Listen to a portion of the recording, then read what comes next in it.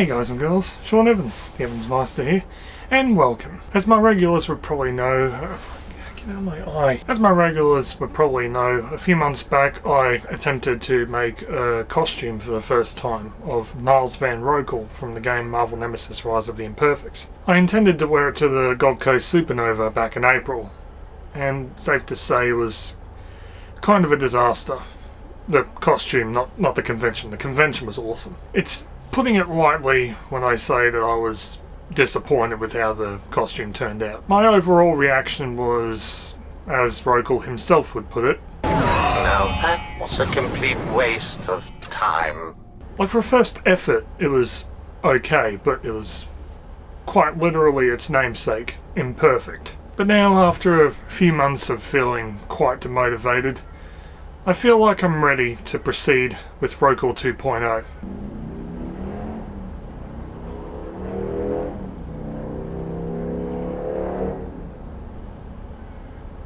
For the newcomers, or the people who just need a refresher of who I'm trying to cosplay, here's the lowdown.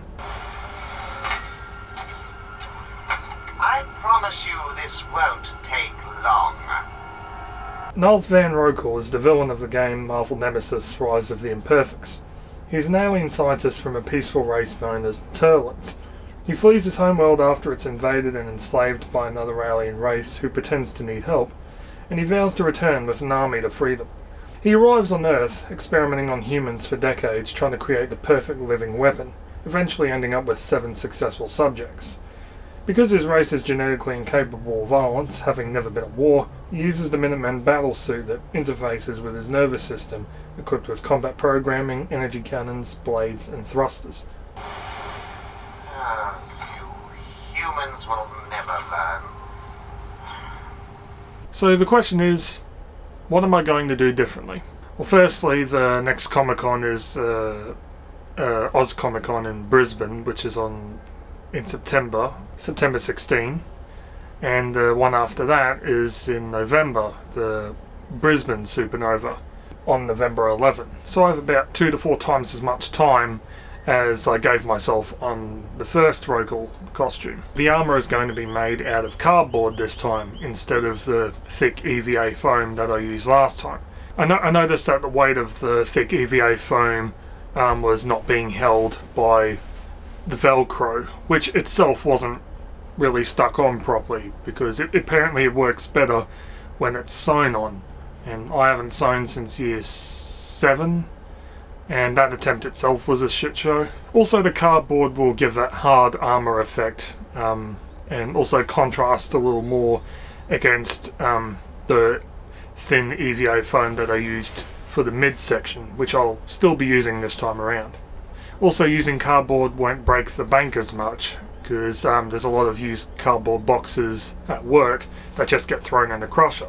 I've been given permission to take some of those if I need to, so theoretically I have an endless supply. Using cardboard also means I'm going to have to get my hands on a better knife or blade, because the Stanley that I used last time to cut out the gauntlet blades, that was kind of tough to do.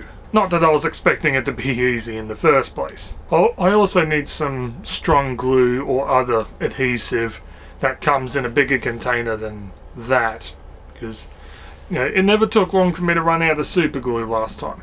The things that I'll keep the same and reuse from last time are the LED energy cores, the styrofoam cones that I use for the thrusters, except I'm going to cut them in half so it doesn't stick out as much, and also the claws. Although with the claws I'm going to buy some gloves and stick the claws onto that, so they're a lot easier to get on, because that was something I really struggled with last time. I'll also use the painted Venom muscle suit that I used last time, but this time I'm going to glue everything onto it instead of using Velcro like I did last time. Because the idea with the Velcro was to be able to take the pieces off, so I could transport the suit better. There are 2 things I can do. I can either buy more Velcro strips, and like super glue them on, or I just glue every single piece onto the suit, and it becomes a bit of a challenge to move around like transport it places. Because I don't drive, so it's not like I can just, you know, go there with it in the back seat. And unlike last time, I don't think Nanny's coming to Comic-Con or Supernova. Not until the next Gold Coast one. As for the helmet, I'll see again if I can get like a fishbowl style helmet instead of the cosmonaut one that I used last time.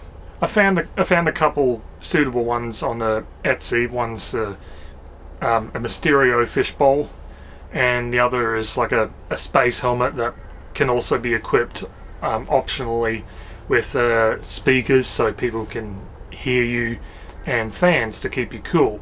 Though that one's a little pricey, probably like around a $900 margin. Like the stripped down base version is like $300 or so, but apparently trying to talk to people, it's like trying to talk to someone with the window up on your car. Oh, I almost forgot, with the abdominal tubing, I'll be using the vacuum cleaner tube that I got last time instead of the pool noodle that I used for the first attempt.